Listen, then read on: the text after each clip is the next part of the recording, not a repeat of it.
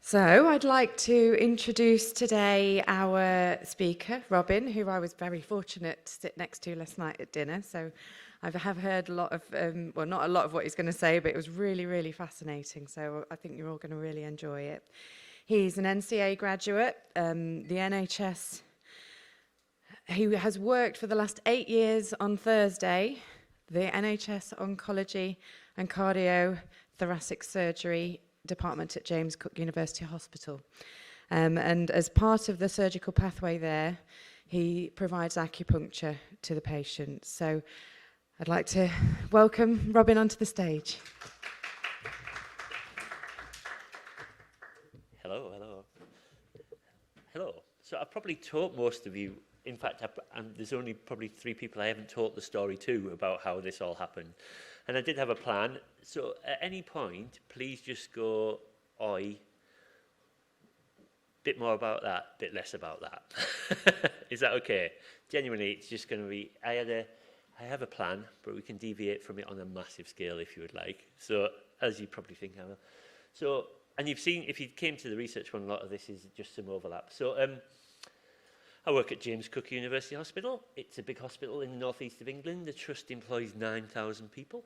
And we have 2 particular specialties there. We are a cancer care centre, centre of excellence. We're also a local trauma centre for heart and lung surgery.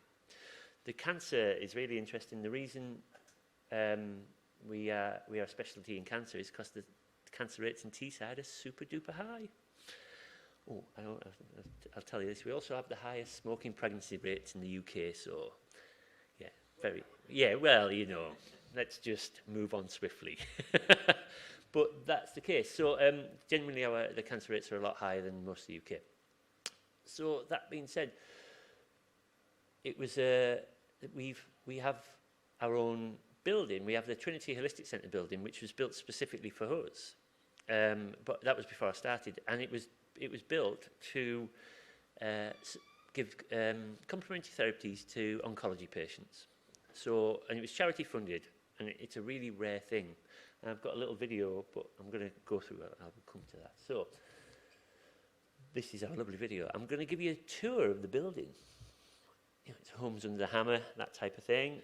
But it's a useful thing, and the reason I want to show you the building is because it's, apart from being really lovely, it's a useful tool. And I'll come back to how it's a useful tool to have your own building, which you probably all realise that. But so this is a tour of the Holistic Centre. Okay. Yeah, I did just do this the other day walking around. So we have, it's on the grounds of the hospital. We have our own grounds, and this is as you come in. We have a waiting room, and we can use this for, basically we do seminars in there sometimes.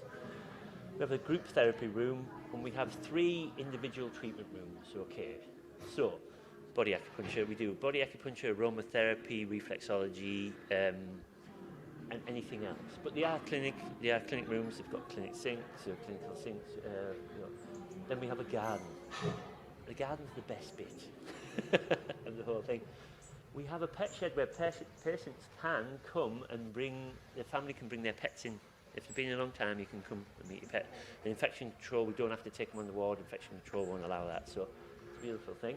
And then we have a large room which is clinical, and we do group therapy. Now there's an ear acupuncture clinic going on here, but there's only 2 in it because the lady sat down, and I wasn't supposed to video, was one of our volunteers who helps us run it. Okay, and then the lady sat at the desk is Maureen, who is phenomenal and keeps us right and has done for years. Okay, so that's a little tour of the centre. How I started in the NHS is, I qualified 11 years ago. I run 2 private practices, and then I became house dad, looked after the kids, and my friend said, do you know there's a job going at the hospital? And I applied online, applied a job, literally filled in the job application, went for an interview. The interview consisted of, an interview like this, a treatment, and then a written questionnaire on red flags. 2 case studies, red flags, what have you pointed out, and then I got the job. And that's genuinely how it happened, okay? And I was doing, what was I doing then? I think I was doing 40 hours a week on that. And we talked about it was a band 4, which we had a discussion about the other day, which is quite low paid for anyone. You know, we always think it should, you know, degree and above should be a band 5, but we'll come to finances and, you know, that's it. But it was great. What, I can't describe how happy it was. I remember where I was when they rang me up and said, "Oh, you've got the job." I was in the playground, of course, with the kids, but you know. So so we started, and yes, yeah, good. Yeah, please. As a complementary therapist. Okay, so it's employed as a complementary therapist. Now, the reason they did this, and because I've been involved in this process now, is when we put the job adverts out, if we put complementary therapist, we get lots of people. And we don't get lots of people. But we can, if we put complementary therapist, you get a wider spectrum. And we know we want an acupuncturist. But if we get an acupuncturist who's also like a reflexologist, bingo bango, it's covered. And it was just a catch-all. And we've done it before where we know we definitely want this person, or we want some people, you know, of this. And and when what's happened is we've put an advert out for complementary therapist, but we know we wanted an acupuncturist. And someone's come along, and a hypnotherapist has come, and you go, they're really good. We'll have that as well. So it was just a general catch-all, and it's got better. It's easier to get it through HR. When I say easier, it can take a year to get the job out through. We found that. Okay, so I'm going to talk a little bit more about what we do. So for 5 years, I never left this building. I never went to the hospital. Well, I went to the hospital to buy a sandwich, and then I was in this building. But it was brilliant. There was it's been established for a long, long time. It's been there for 20 years. But what had happened is it was being run as a charity, and the people who were running it before, I don't know what happened, it kind of went bankrupt. They went in the red, okay? And as a charity, that's not allowed, so they closed it down. But the services were carrying on in different parts of the hospital we were in, and they needed to carry it on. So they changed it all. They had an outside consultant come in, say this, and they made it a hospital department. So we're a full department in hospital. We are the holistics. We'll just call us holistics, but you know, and we are the holistic department. So we are our own department, which is a useful thing. But then how we would fund it is we would get paid for seeing their patients. So it was mainly oncology, and oncology would pay us for every patient we see. So we'd give them a price for a patient. And then that money would come out of their charity fund. So it is, you're thinking it's charity funded, but it's going like a different way. You know, we're not giving a pot of money, we're getting paid per patient. And it didn't take long for us to work out the more patients you see, the more money you get, and the more services you could offer. Right? It's not rocket science. But this was the new thing. I came as the new breed, and it was evidence-based. We had evidence to back up what we were doing. We got rid of some things that the patients might like, but there was no evidence base for it, so we couldn't keep it. All right, and I was working for maybe even 5 days a week. I can't remember the exact hours, and I could do what I liked. I said, I want to set up this clinic. Okay, we can do that. I want to do this. Oh yeah, I can do that. Catherine, our manager, is an NTA graduate. She's done her MSc, and she'd been running a service in a different department of the hospital, in oncology, but not through the holistic centre, just as her own person, as an acupuncturist doing NADA, doing body acupuncture. So she came on as the service manager, you know, the head of the therapies, and I turned up. Yeah, Catherine Armand, she's called. So yeah, and we're standing on her shoulders. She gave her clinics to this place. You know, realistically. You know, when it was closed down and reopened, she is the force behind it all. But to get Catherine to come and talk about it, you'd have to set her on fire. She just doesn't want to do it. She just comes, does an amazing job, and then she doesn't promote at all. And that's her, and that's fine.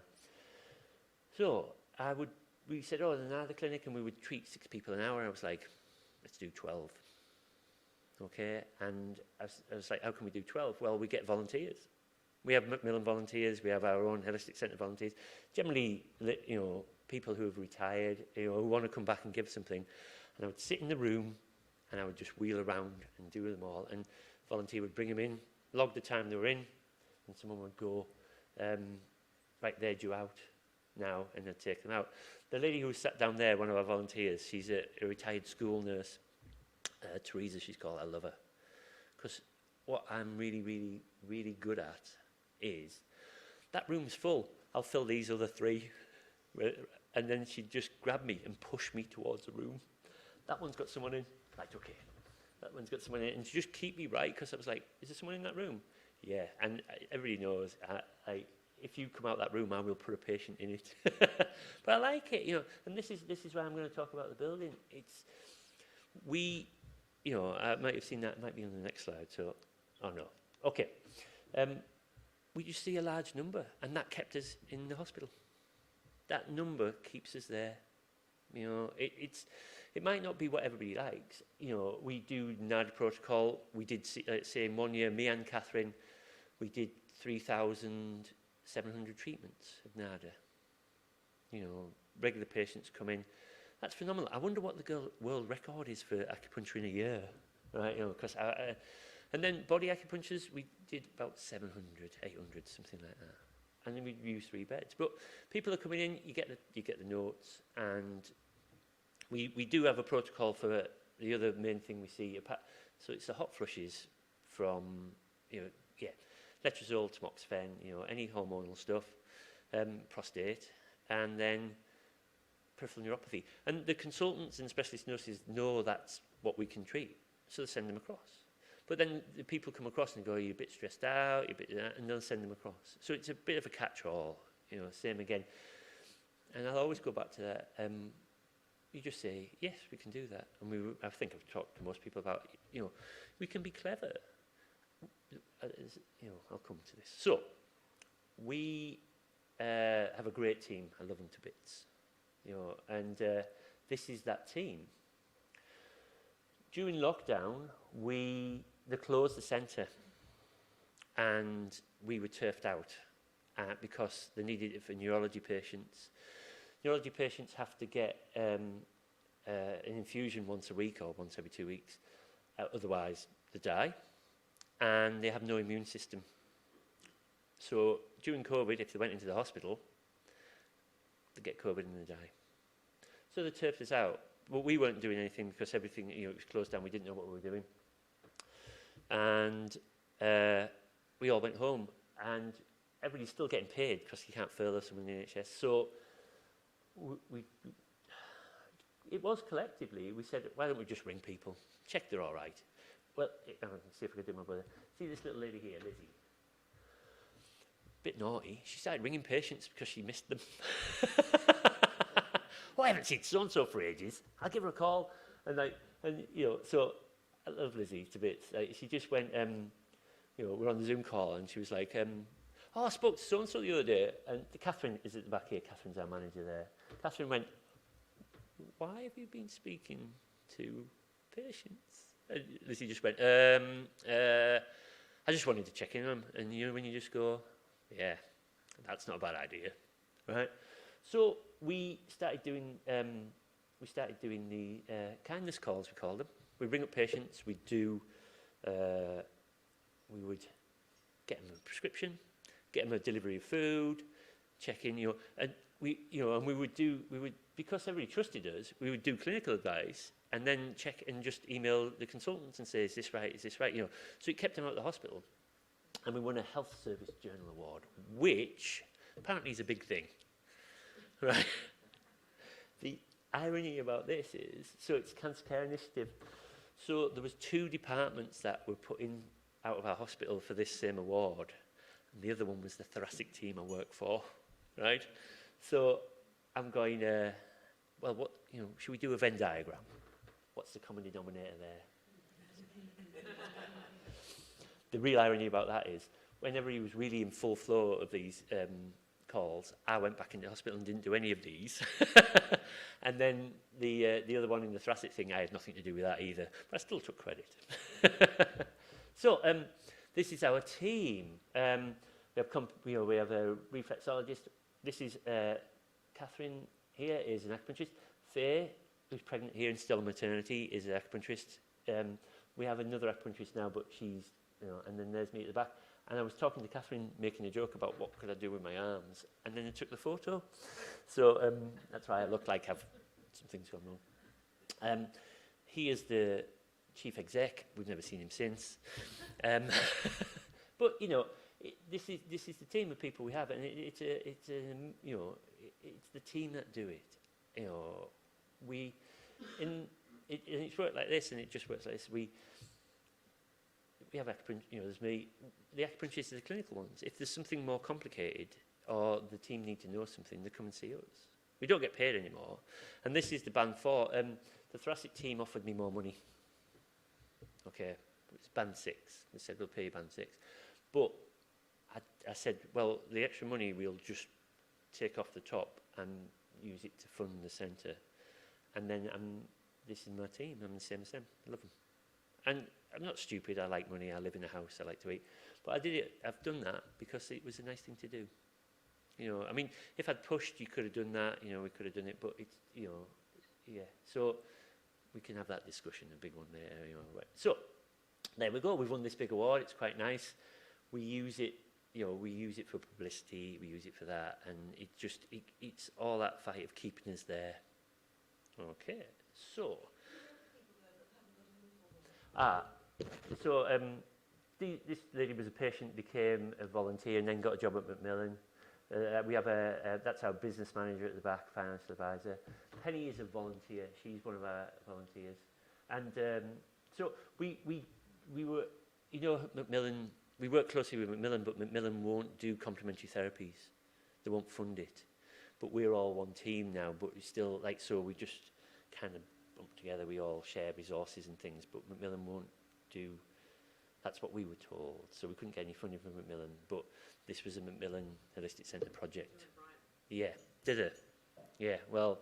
Volunteer acupuncturist, though. Right, okay. Yeah, maybe that's it. So we have a massive. This is Lindsay here, and she's doing personal care packages. And then she does holistic care needs as well, and I'm going to talk about that. That's something I'm going to tell you what I do, and then I'm going to tell you what I think would be useful and what might not be useful as well. So that's my plan. Try and keep me on that plan. So working there for 5 years, and I got a WhatsApp message saying, "Would you like to go to a surgical conference in Paris?" With these, and this is the thoracic surgery team. Okay, you can see there's a bit of a difference here. That's a pack shed that we were just having. We weren't having a Christmas party, and so I was there. And this is the story. One of the surgeons, this gentleman here, Joel Dunning, Mr. Dunning, Joel to everybody else, Joel. He was talking about. This surgeon in Paris who was using opioid-free surgery. Okay, there was a pharmaceutical option using steroids and non-steroidal anti-inflammatories and all of this, but they're using acupuncture pre and post surgery. And I got a message off him because one of the surgical nurses I used to skateboard with when I was 14, 15, and he said, and it happened in 2 weeks because I was already in the trust. And he said, would you like to go to the surgical conference in Paris? I was like, yes, that'll be great. Never met any of them before.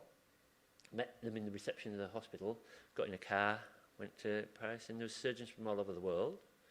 And the first day was, it was 2 days about using complementary therapies in surgery.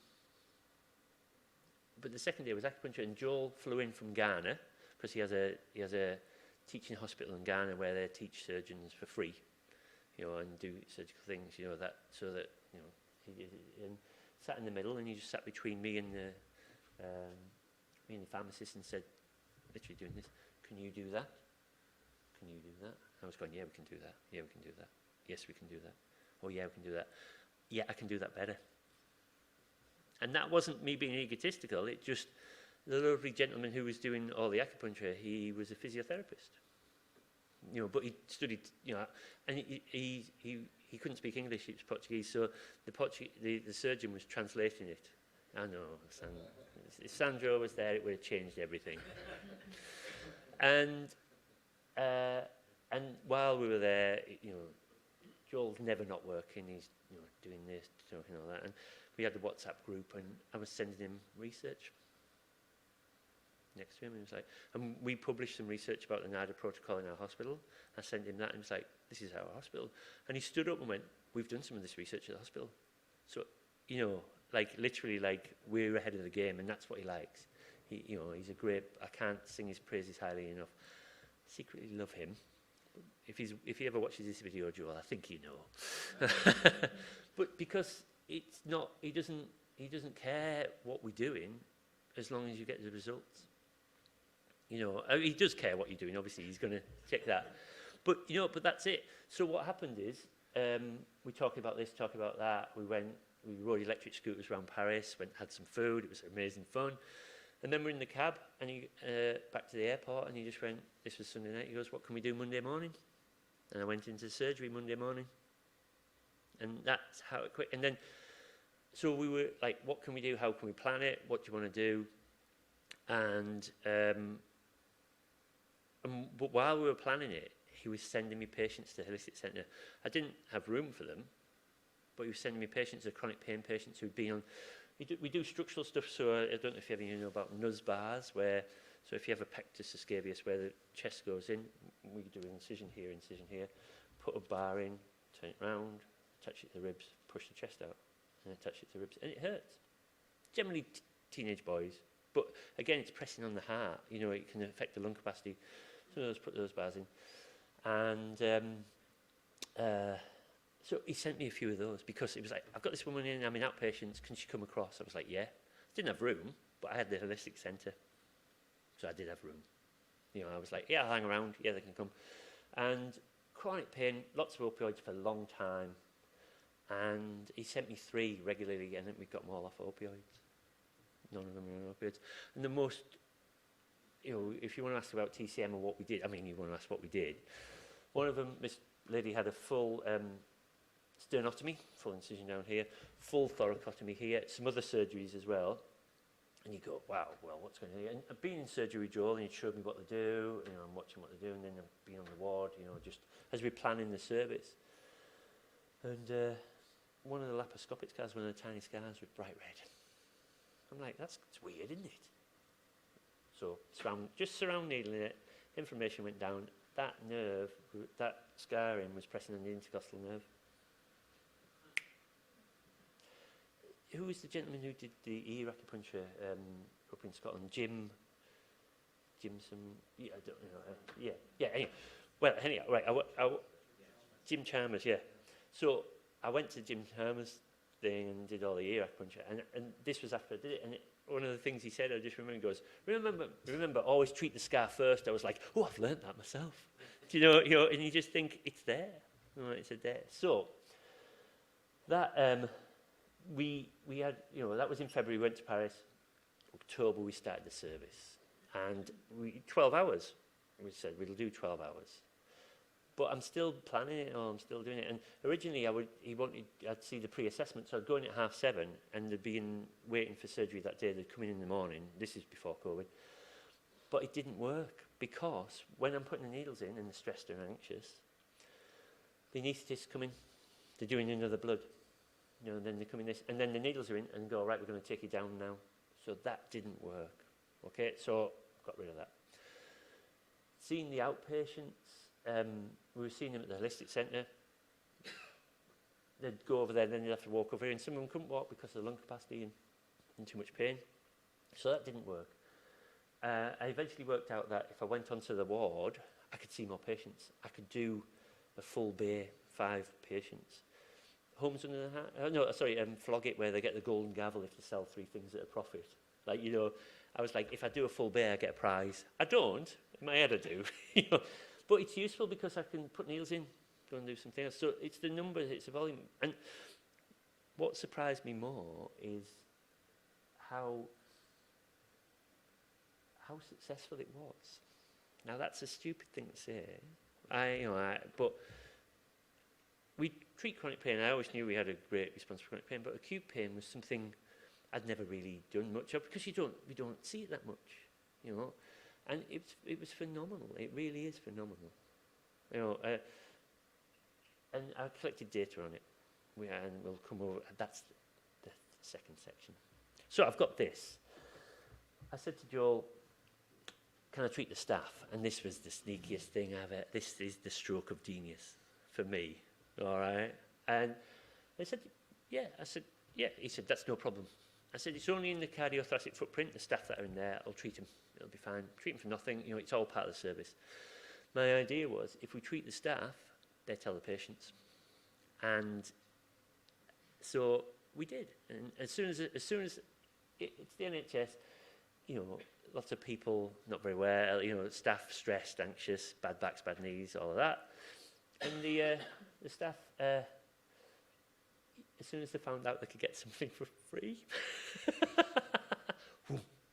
loads, you know, loads. But that was a genius. And so I did my 2-year, so we had a 2-year, once I was in, we did a 2-year pilot. But he'd already checked me out by treating the other patients and seeing all of that. And when I came to pitch it to, after my 2-year, I wrote up the data myself. Now, this is what's really good. I didn't have to write up that data myself because our business manager would have done it, and Catherine, I could have just given it all, because it's not my job. My job is to acupuncture.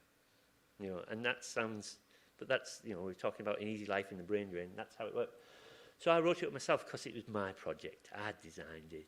I wanted to do that. You know, and I want to keep my hand in it as well. I'm like, but when I went to talk to the directorate meeting, the head, the clinical director, he kind of, they were all nice. No one wasn't very nice to me. But he's a bit of, he's large in charge. And he made a joke once. He goes, yeah, but we do real medicine. And it was a joke, you know, it was just being funny, you know, and that. But when I came on, and I was the first one in the directorate meeting on the Zoom call, he goes, here's Robin and his already approved new scheme. Because what had happened is, in surgery, we were losing people during COVID. You know, when we could treat again, we were losing people, COVID staff members, and we were cancelling operations.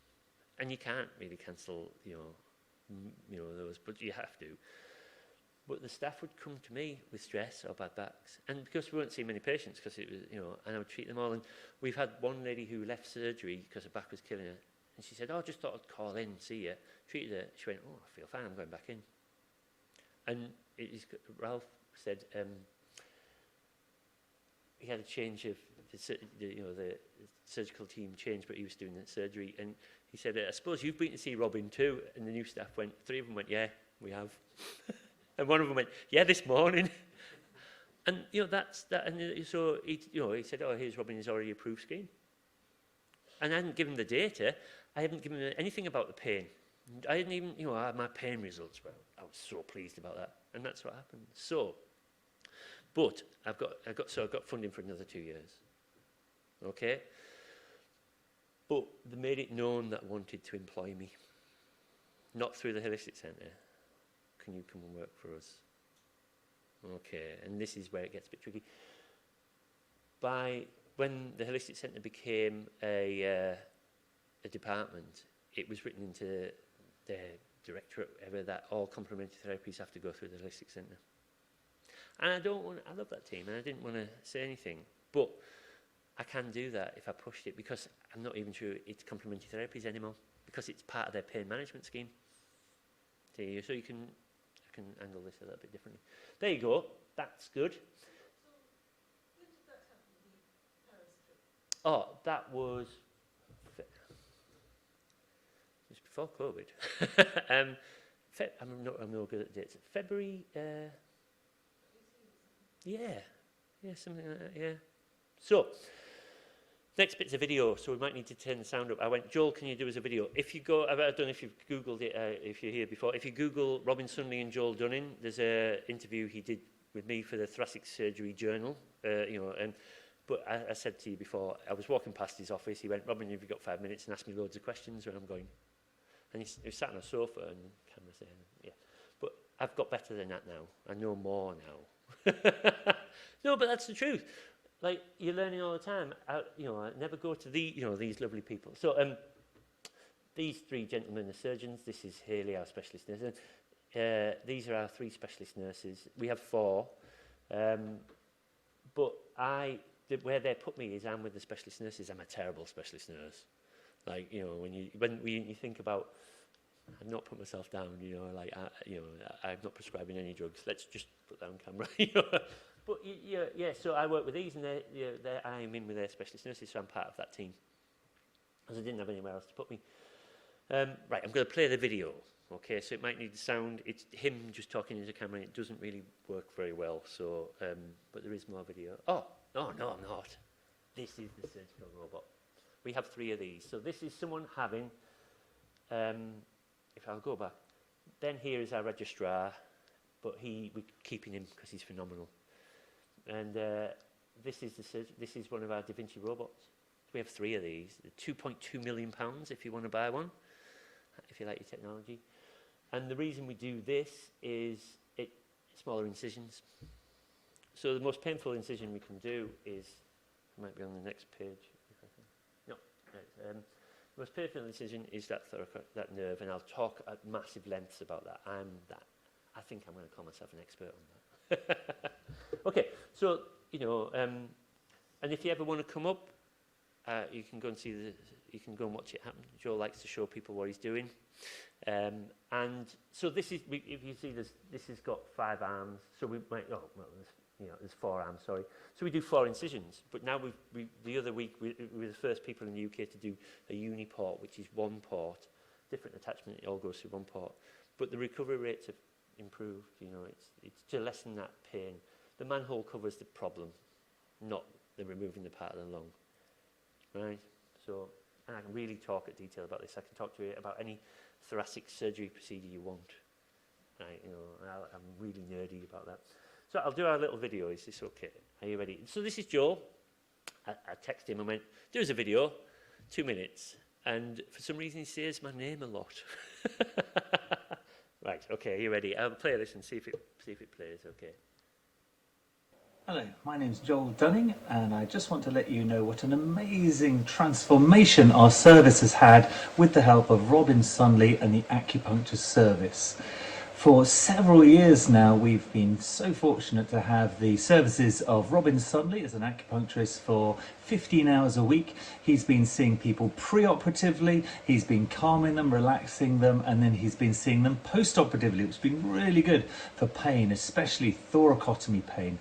Now, an amazing extra service he's been giving is service to our staff. Initially, this started small, but so many people want to see him who are our staff. I genuinely think that he has reduced the number of sicknesses and days off, especially due to back pain and a host of other things. So that's been absolutely brilliant. The other thing he's been helping with us fantastically is something called slipping rib syndrome. This is a little known condition that causes severe and awful pain in your lower ribs, and we have a national referral practice for this. But actually surgery only works occasionally, and Robin's been a brilliant first step post something extra these people can have to try and calm down the pain while they use physiotherapy to help them out. So he's brilliantly useful for post-thoracotomy pain, the most painful incision after surgery.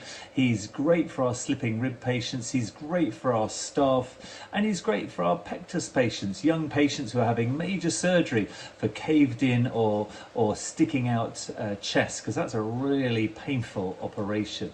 He's also been a brilliant psychological support to our patients. He's spent time with them. So I highly recommend any thoracic surgical practice to consider getting acupuncture as a core part of your pain relief solution. Thank you very much. Do we like that? Good lad. I owe him a tenner.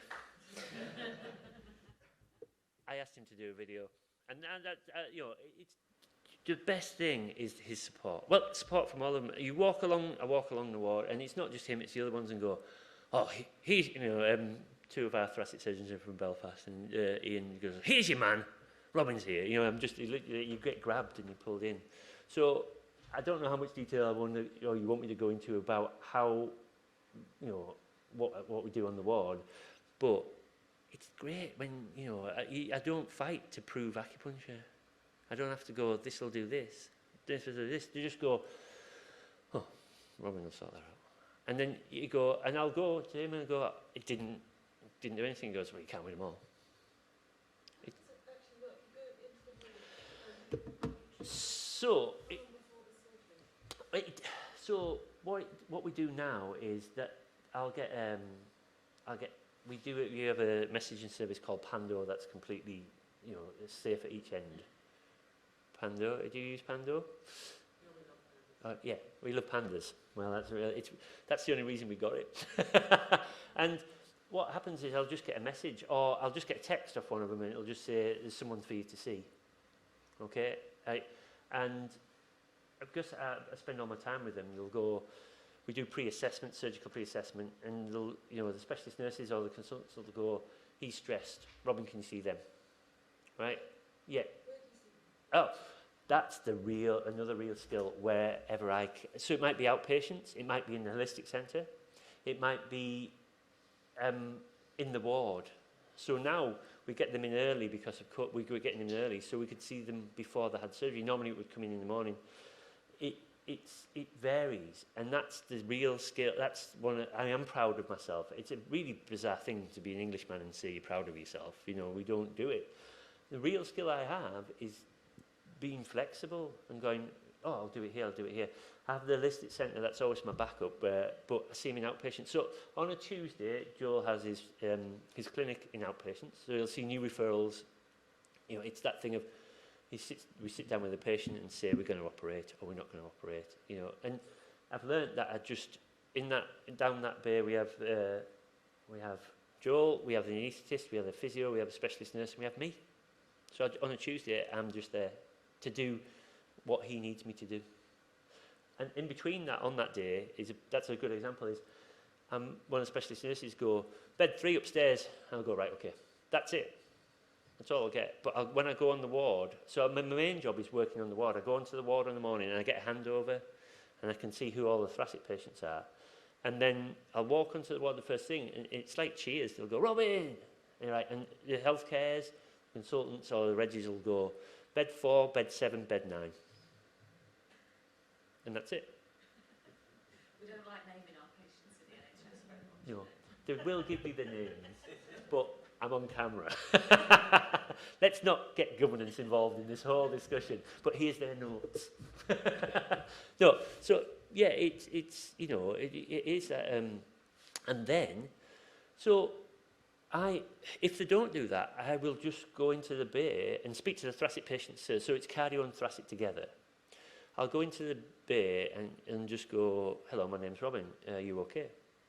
And they'll go, yeah. And I was like, I do this for this service. Do you want it? Would you like it? I'd do it better than that. But, you know, yeah, but they've all had surgery, and they go, how's your pain? You know, I say I work for the team, but most of the time, that's a really rare thing because they've already lined them up. The healthcares will go, and I'll get emails, and so that's on the ward. The surgical pathway can go like this. They have surgery, then depending how severe they are, they might go into CICU, a cardio intensive care unit. Then after that, they'll drop down into HDU, and then they'll drop down into the ward. But I go into all 3 of them. But I've found through trial and error that if I go on the ward, I see more patients. See a lot more patients that way, and that gets my number up, and I can get more effective. But in CICU, it's more complicated. I can do it, and quite often the CICU staff will email me and just go, "We've got one. You know, can you come in?" Yeah. Yes. Please do. Can I give you the microphone? So it's lovely to have an enlightened person like Joel that will decide, we need to fund some complementary therapy, although that's not what we are. Yeah, no, it's you know, just but I think that... My badge says acupuncture. Yeah, how do we... I'm a physiotherapist, and physiotherapy used to be a complementary therapy. Yeah. So, you know, things change, and we've been talking a lot about that over the weekend, haven't we? But So I'm sort of curious to see, to figure out in my own trust who it is I need to talk to, who was enlightened in my trust that I need to talk to that already knows that acupuncture isn't a complementary therapy, it is medicine and it can help. Yeah. And then the second part of the question is about outcomes. You've mentioned pain a lot, and obviously that's a big thing for most patients, regardless of whether they're having surgery or not in hospital. Pain is a big thing, but do you use other outcomes and how do you monitor that? So, I better use the mic myself. We needed to record data, and the cardiothoracic team have their own IT team.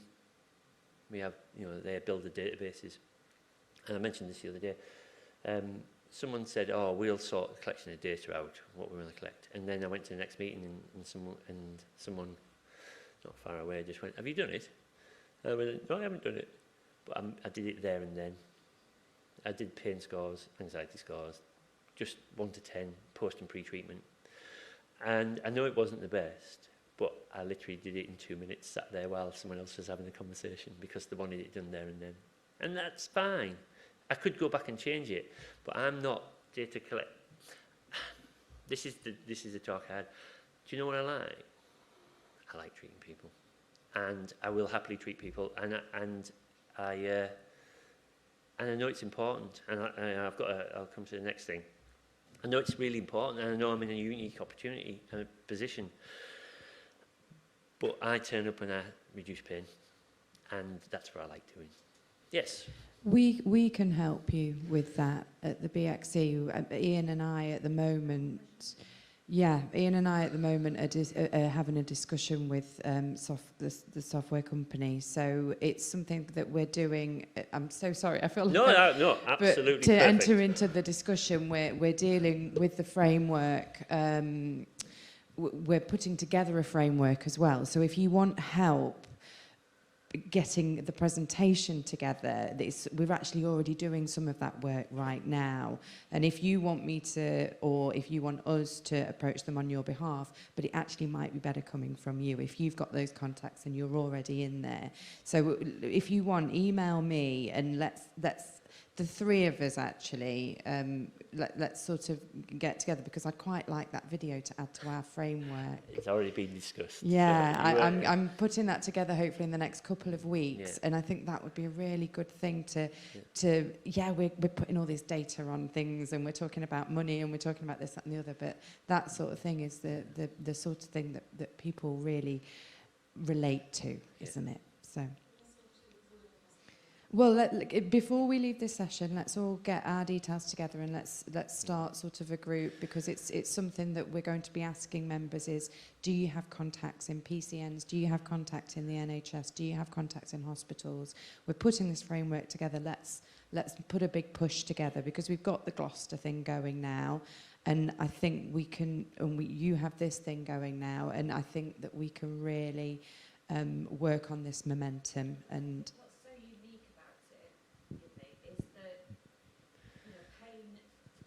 we did have a pain team, for seeing, we talk about chronic patients, and we were talking yesterday about those heart sink patients that have a number of different problems, and pain being, a big problem.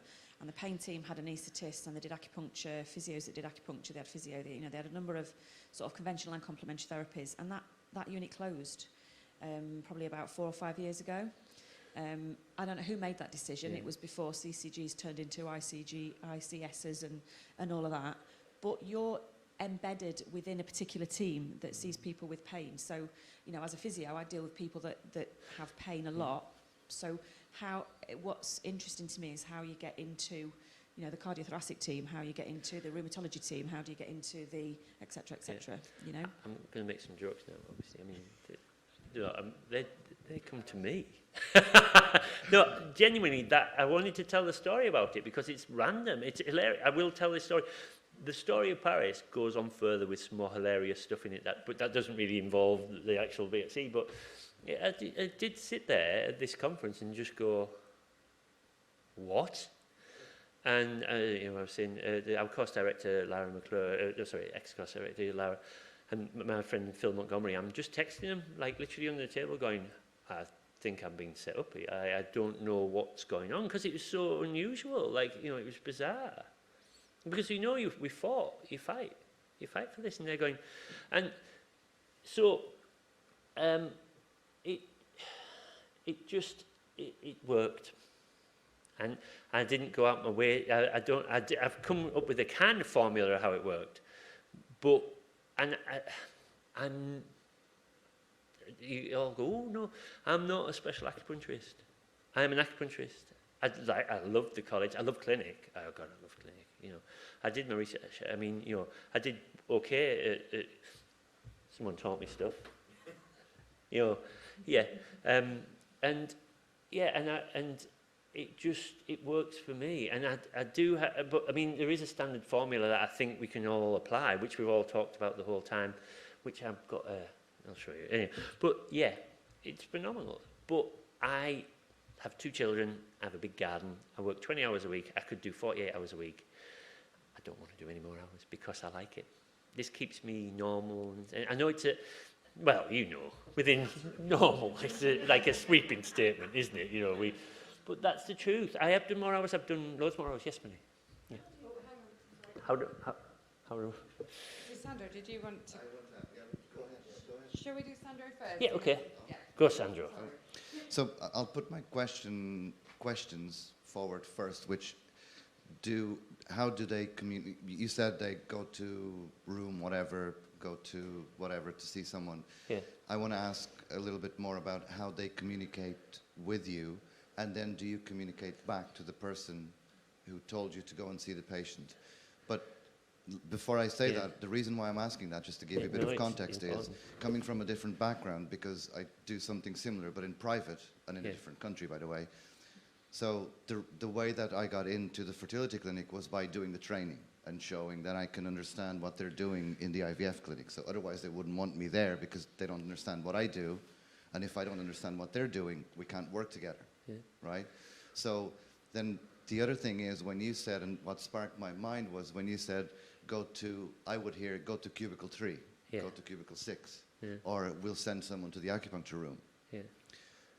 One issue, even after being in there, that I kind of find almost like a broken link is, do I get to talk to the consultant or the nurse that said, go and see this patient? How are they now? Yeah. Do I get feedback from the consultant or from the nurse? How was the transfer? What happened? So kind of like closing the loop type thing. So my question is, do they say to you, you're going to go and see this person and what I want you to do is X, Y, Z, and then do you communicate back to them what I did? And no. Okay. So they do not tell me what to do, even remotely,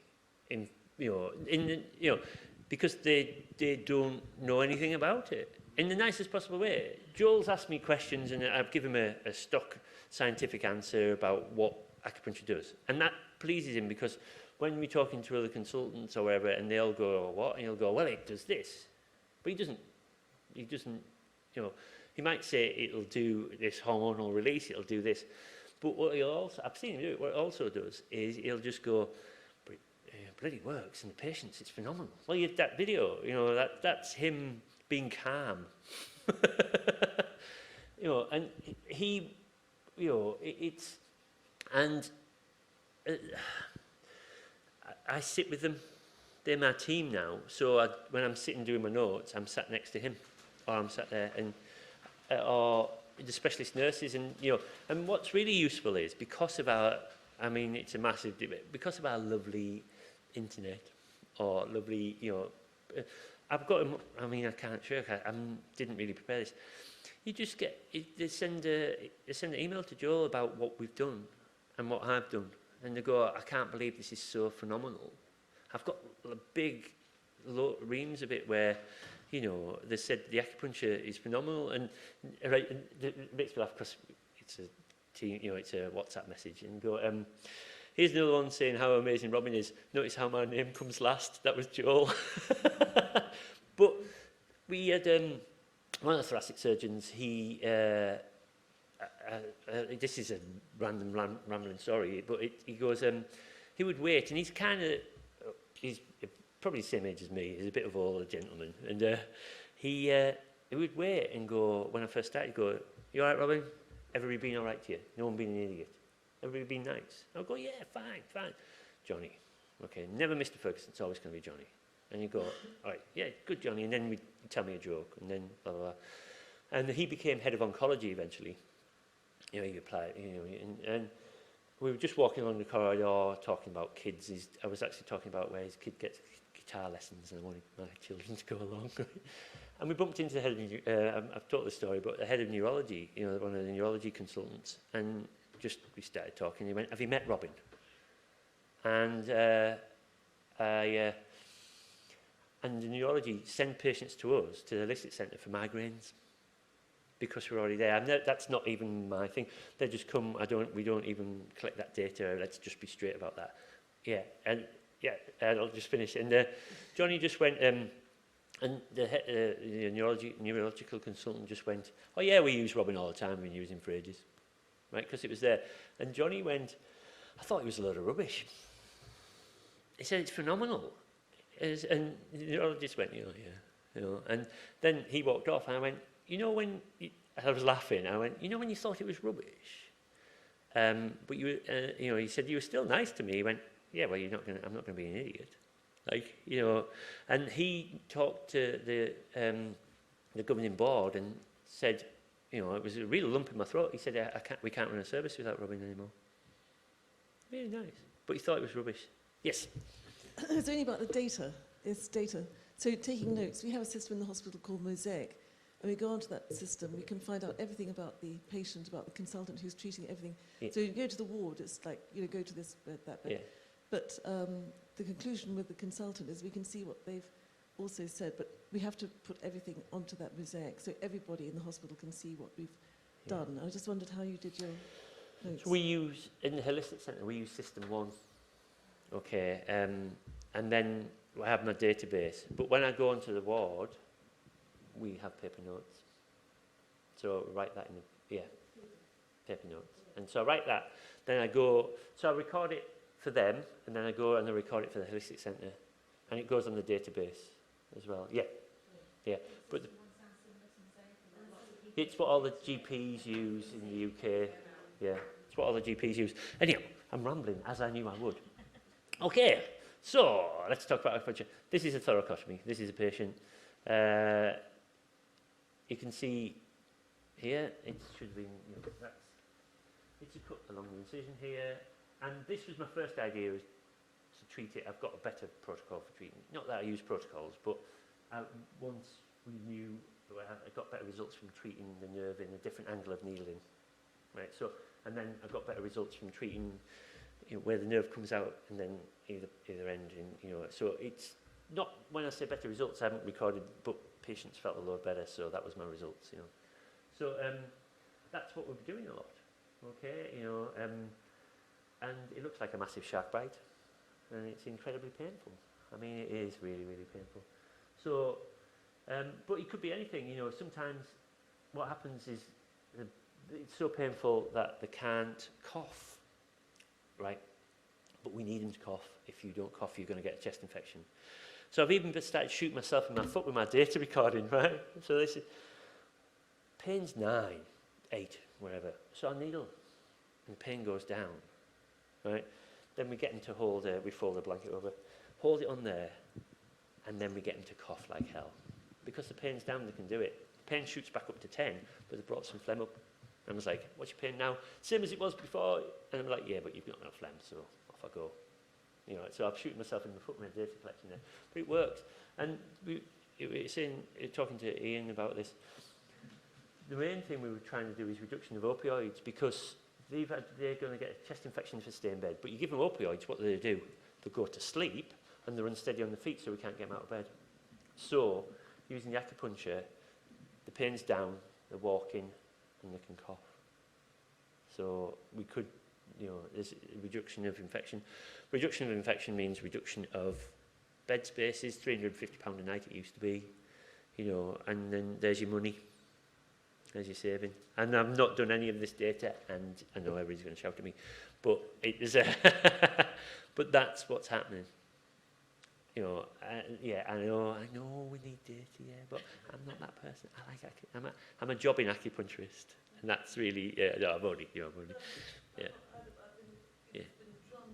yeah, Yeah, I know.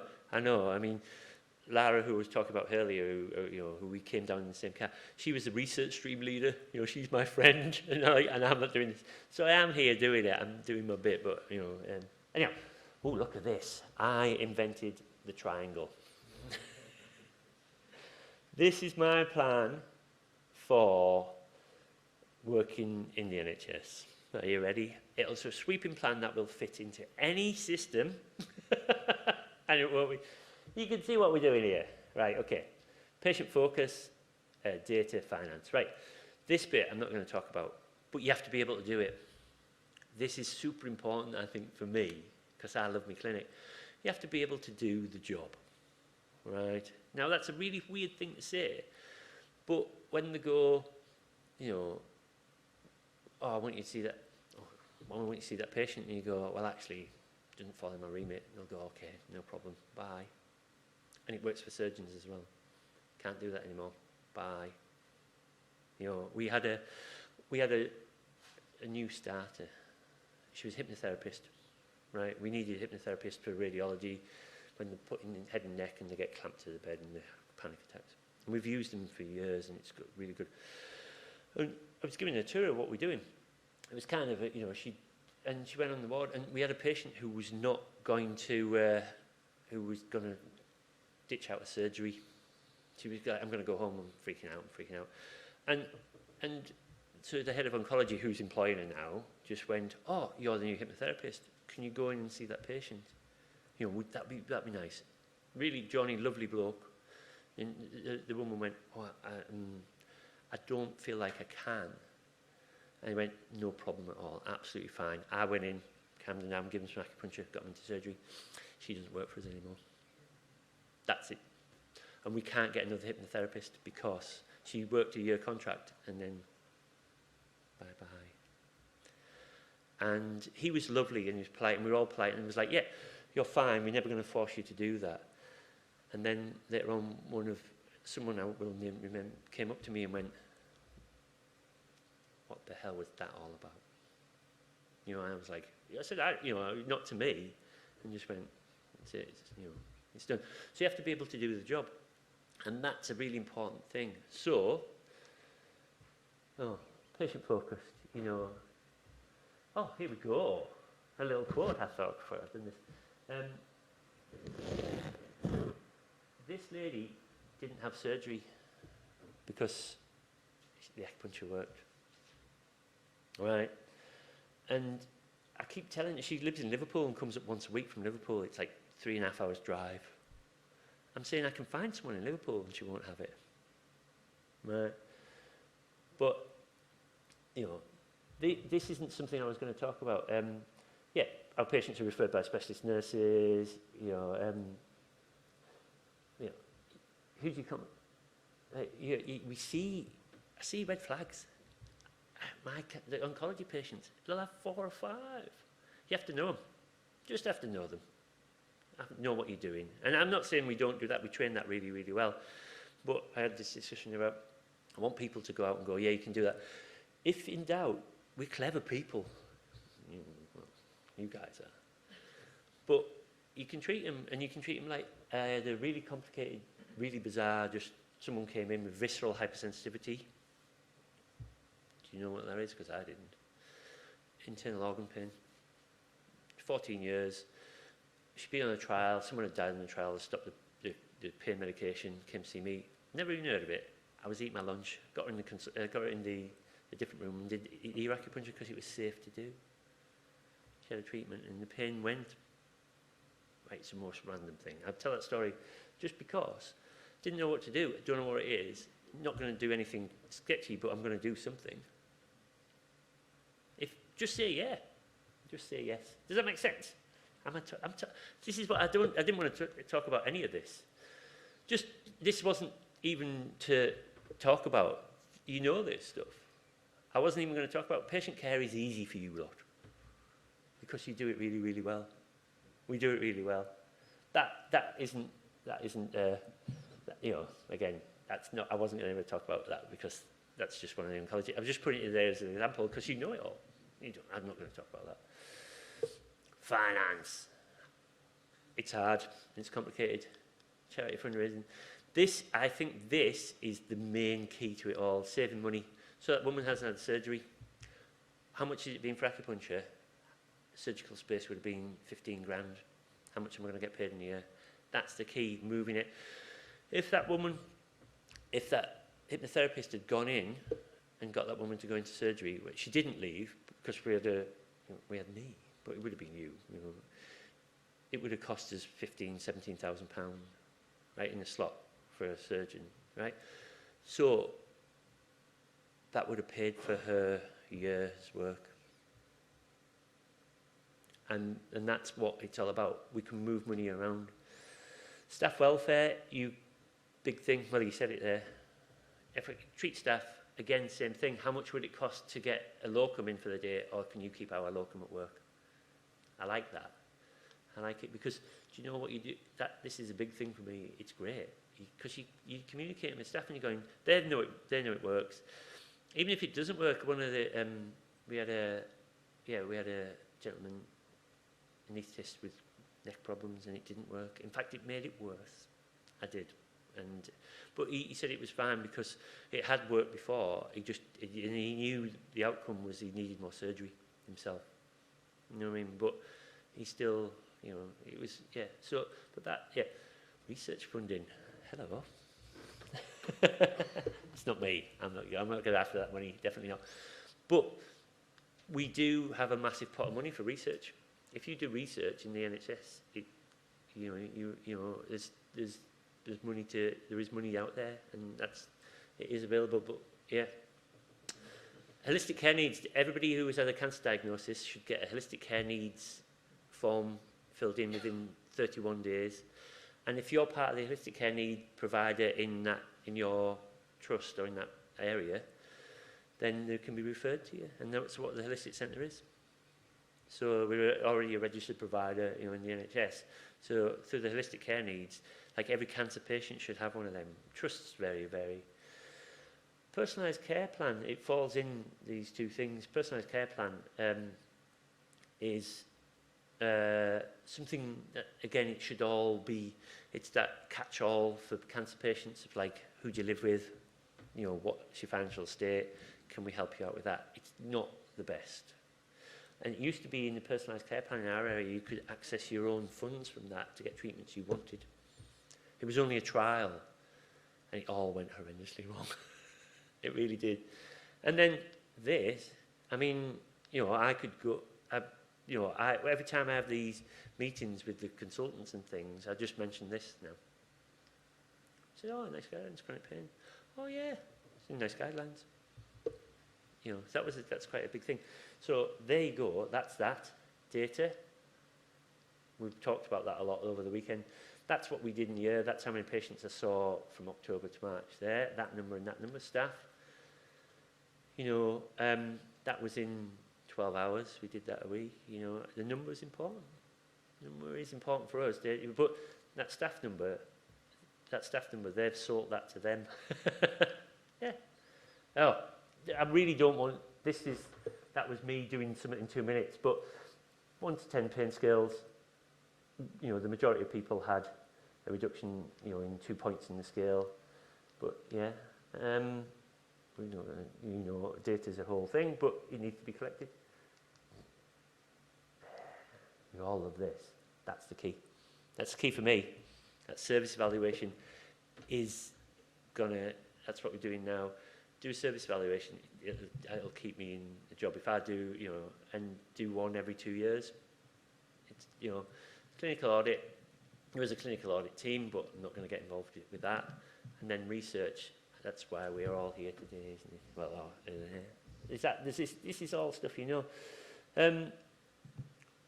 Hospital, the most random thing about service evaluation tools is we use for peripheral neuropathy, we use the Northern Cancer Alliance peripheral neuropathy collection tool.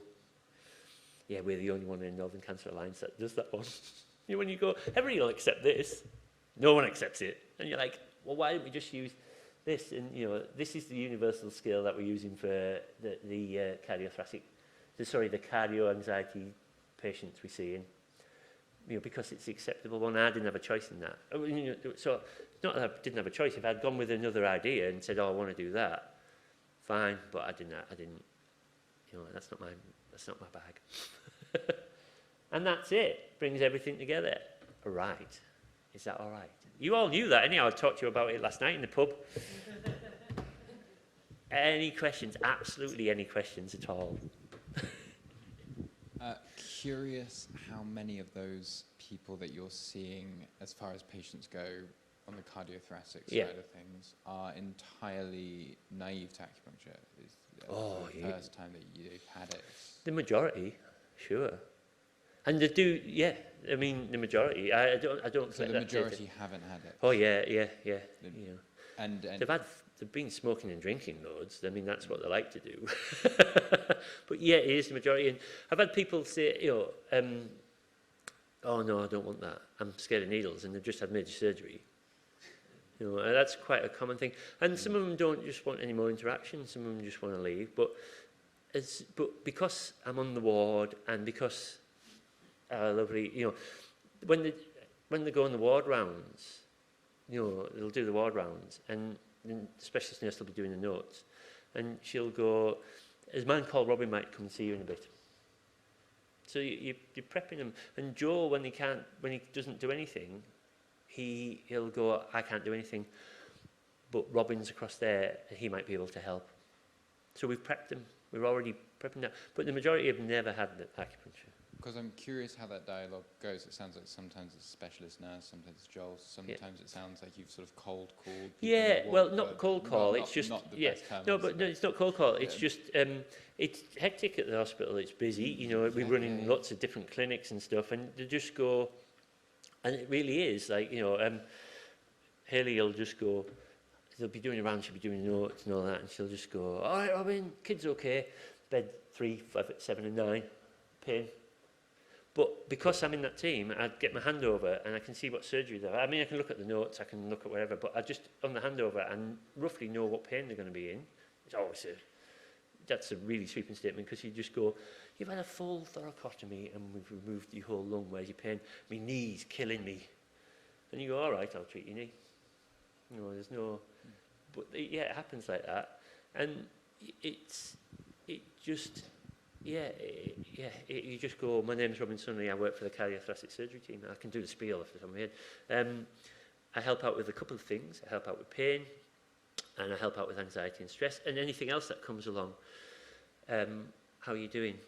And I go, "Yeah." I say, "Well, are you pain, and would you like some acupuncture?" And I go, "Yes or no." So it's a brief interaction, and you go, "Yes or no," and they go, "Right, okay. I'll go and wash my hands, put my apron on." Wash my hands, put my apron on. Yeah. And then draw the curtains. I go to the healthcare or the nurse. I'm going to give them acupuncture. If you ever start this, the most genius thing you can do is get a laminated red piece of card that says acupuncture treatment, so they won't come and try and take the blood pressure when there's a needle in your arm. Or you just go, but they'll call me, they'll tell me what to do. They're just, literally everybody in that department knows I'm there. So I'll be walking along, going for my lunch, and the clinical matron will go, "Robin, go over there." Like, it just is that thing. I'm a service that they use, So, yeah, but the majority, I would say easily 75 to 80%, yeah. It seems you've got their trust, and you're treating the staff. Have they ever inquired as to what you're doing, how you're doing it? To give a brief resume of how it works. Yeah, and because you see them, like it's staff I work with, you have these long conversations where it gets more and more like, and if a lot of them don't, say, everybody generally at one point, even the regular patients goes, "How's this work?" And you go, "It's magic." It's magic. And but you do, and you pitch it at different levels, and this is what I'm saying about there isn't a fit all, isn't there? In a catch all, you pitch it at that level. You're going to go that, You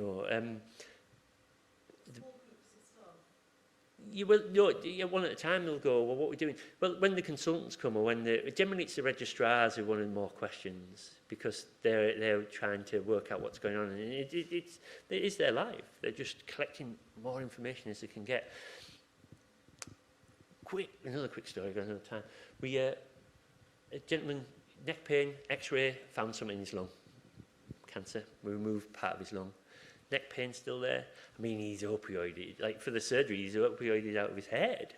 Like, you know, with lidocaine patches, you know, we'd even tried to do some nerve block, you know, and one of the registrars, who his current job is putting stem cells into transplant hearts to make them more transplantable. So, you know, he's full heart transplant. He went, you know, gentleman in bed 2, neck pain, do you want to go and see him? And just full gallbladder channel. Like, it was literally following the gallbladder channel. So, like, do your treatment, it's gone, right? So Ben, the surgeon, you know, he's a good surgeon, and Nick, who's, you know, Oxford Rowing Club, all of that, you know, I said, pain's gone, and they both looked at me and went, sit down. And I was like, they were just tell each other jokes and have a laugh, and he went, pain's gone. We both went out, came back, and went, what have you done then? And they were both looking at me really serious. I said, right, okay, so we did this. Because I know what we've all done when we've seen these patients. And I know my Western medicine, I've worked with that team. You know, I know what surgery to do, I know what medication. I can talk about gabapentin, amitriptyline, pregabalin, you know, because that's my life. Like, that sounded dodgier than I wanted to. Sell it behind the park here. So. No, but you know, yeah, that's the world they live in. No one's ever come to me and talked about an invasion of evil wind. So I went to them, I said, listen, what did you do? And I went, they did this, they did this. And I said, so I got my phone out and I've got the app, and I said, this is the gallbladder channel. I said, I'd run out of options. I'd done what we would normally do. You saw me, I've done that. You can look at the notes. I said, what was his pain presenting like? And I said, and he went, yeah, it's exactly the same. And I said, so, well, that, you know, I said, I moved his gallbladder, like, you know, and they were just laughing and going. I said, listen, this is, you know, I had a chat with him for 10 minutes. But then Nick, now every time I see him, he just goes, how's your gallbladder? But yeah, they just knew he'd got out of pain, and they wanted to, you know, and I say, you know, you can give him the Western medicine thing, and that's fine.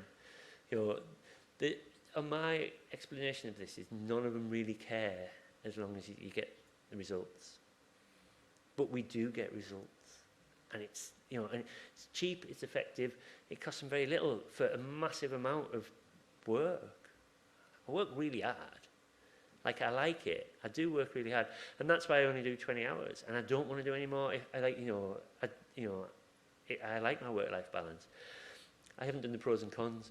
So I might have told all of this. It's made me bipolar. I aren't really bipolar, but sometimes it's the world's greatest job. I'm like king of the world, and sometimes I'm just gonna quit because it's that hard, and sometimes it's brilliant. Yeah, and yeah, it varies. And you know, you don't see this very much in being an acupuncturist. We get quite a few stabbings, a few car crashes. You know, they come to the ward. We had a gentleman who'd fallen off his bike, and he punched his lung with his rib, pneumothorax, but his own rib, and he'd hurt his ankle, or he'd hurt his knee. If he'd had one more injury, he would have gone to trauma, right? But he came to us. And we can't do anything, we're just waiting for the pneumothorax, there's no surgery, so we're just keeping on the bay. Yeah, he had a company that's worth 19 billion, but he normally goes private medicine, right? And but he didn't, because it was a A&E thing. And the nicest bloke in the world, Matt, you know, like, you wouldn't have thought that. I was telling him to buy some new shoes. And after he said, so it was like, now we can go and see him. Just got chatting to him, you know, local guy. And he said, I'm never going private again. This is better. And he came as an outpatient for intercostal nerve pain because of his broken rib. You know, absolutely bonkers. He gave us a massive fridge and 80 boxes of ice cream. It was really hot. It was like really hot. And it was like, it's really hot. And it was just moaning. I didn't know anything about this. Next day, a 6-foot walls fridge turns up and there's 80 boxes of ice cream out the back. And you go, what do you do? He goes, I own ice cream factories. I said, I make ice cream for everybody, 15 minutes. But again, it's the most random thing. I like my job's a random thing. Right, more questions or less questions? Yeah, I've got another question. You mentioned running 2 private practices. I just wondered if you still do that, or how it works. You know, NHS and conflict of interest, and You know, No. coaching patients, that kind of thing? No, I don't do any private practice. I dropped them both to become a house dad. That was way too hard, so I went back to work. Well, the job advert came up, and I was like, oh, I don't know, the kid's a little, got all this stuff on. And I applied on the Thursday night at 11 o'clock. It had to be in at 12 o'clock that next day, and went for an interview. And I don't do any, I turn up, my uniform's washed, the needles are there. I've said this. This doesn't, and I know we love the BAcC, and I love acupuncture, and I love you guys. You know all that. I love what we do. I love everything we do about it. But I love my family. Does anybody else in the service, the hypnotherapist or the other acupuncturist, do they work privately as well? Yeah, most people do. Yeah. Yeah. In a real bizarre twist, Joel doesn't do any private. Doesn't do any at all, and that's and I don't do any private, so I'm very similar to him. They don't see it as a conflict of interest or... No, I just don't do it. Well, loads of people, one of the consultants is trying to make me do private. One of the said, do you want to do privates? And they want me to run it from the outpatients. He said, I'll do a private clinic. Do you want to come in? And I'm like, no, I'm tired. No, I'm serious. This is working really well for me. And like I say, it's easy. There's no brain drain. That's not, it's only a small curve, that. But it's easy. It sounds funny. It's easy. I turn up and people want you there. And you're not fighting. If the patient doesn't want acupuncture, they just say no. If the patient, I don't have to ask them about money. It's yes, I've fallen on my feet. Does the trust have a policy about working privately? There is a private patient officer, but because I don't do private, so I could do private, right? Yeah. I probably should sit down there. Okay, so do you know any thoracic surgical acupuncturists? Who's the best one in the country? It's me, isn't it? It's me. So I could charge private, and I've worked for 8 years in oncology. Let's talk about R-CHOP for about an hour. Let's talk about chemotherapy, because I could do it. I could bore you to sleep. But I don't, and I think I should exploit this, but I quite like it. It falls in line with some political beliefs I have. I love the NHS. I love the fact that I don't talk about money to patients. And it doesn't matter about that. That's not an outcome I'm after. Yeah. To answer your question, having worked in the NHS and worked privately alongside that, I came across no conflict of interest, and the NHS had no issue with me working privately within a 5-mile radius of where I was working for the NHS. So, from a different perspective, no, I didn't find that there was a conflict of interest. I mean, all the consultants see private patients during the lunch hour or in the evening, in the same office. Yeah. It's on that note, Joel never sleeps. I've never seen anyone more passionate about it. So he just, ever he asks why he's done this, and he just wants the best service he can provide for patients. That's all he keeps saying. And then I asked him why he doesn't do any private, and he said, houses are cheap up north. It's like, I've seen your house, that wasn't a cheap house.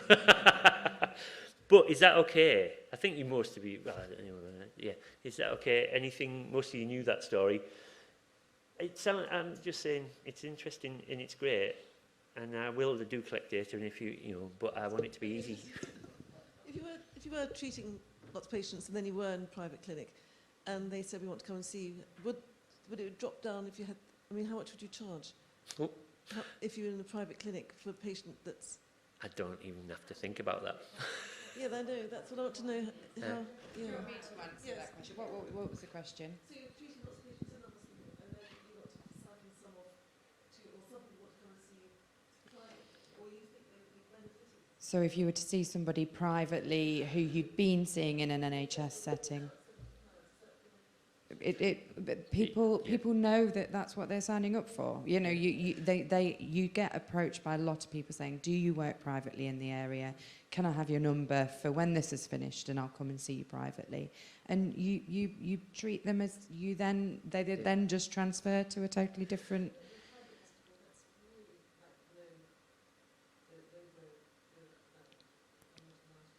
Really. Oh no! In the NHS, I had no issue with that. And as Robin is saying, a lot of consultants will work privately, and they will do. It would never be. I could do it tomorrow. Yeah. I could set up tomorrow and do that. We just keep them because I can run as outpatients.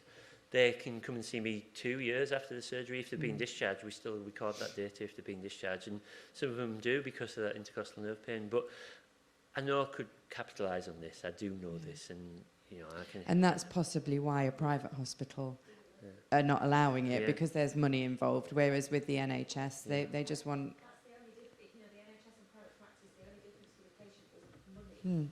Yeah. So it probably should be.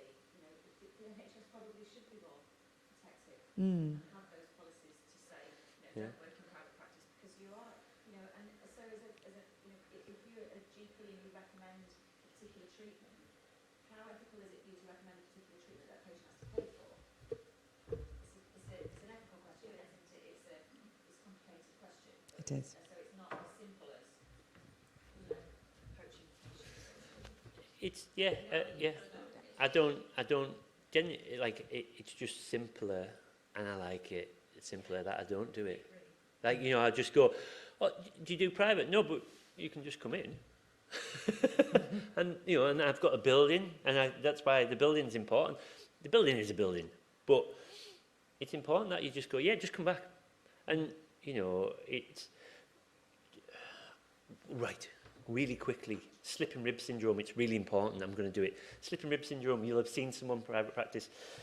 Floating rib, cartilage breaks, okay, or cartilage breaks, and then when they bend over, doesn't show up on x-rays, doesn't show up on MRI scans, but undiagnosed pain, it's all in your head. Hello, I'm an acupuncturist. You will have seen someone. You will have seen someone. And you're only diagnosed with ultrasound, and we manipulate the rib under ultrasound, dynamic ultrasound. Right? We move it and can do it and see it. And we do a replication where we sew it together, right? But undiagnosed, you know that we have to champion it. Not because, well, this is what we're doing. A lot of people are coming from all over the world. A gentleman came from Canada to see Joel. And it's just when people run out of options, and then what do? Come and see you guys. So it's this bizarre thing where they get really, really sharp nerve pain. Often, you know, paraspinal muscles go into spasm as well. It can affect the bowel sometimes, but I just have to talk about it because it's an important thing. So slipping rib syndrome. You know, there's a Facebook advocacy group. Google it. But it just thought I'd give you that quick because I need to tell people about it. Because, you know, when you just go, oh yeah, that guy from 4 years ago, that was that. But, you know, so they get x-rays and things. Is that all right? Good. Hey, happy bunnies. Well, hang on a minute. I have a proposition for you. Yeah. So here's the thing. And for you and for everyone that does spend more time in clinics, I'm like you, I don't spend as much time in clinic anymore. But for anyone sitting on that amount of, by the way, is it data or data? Okay, anyway. So that was a for anyone, discussion. for anyone sitting on that amount of data, think about this, and not just you, anyone in their clinics. Yeah.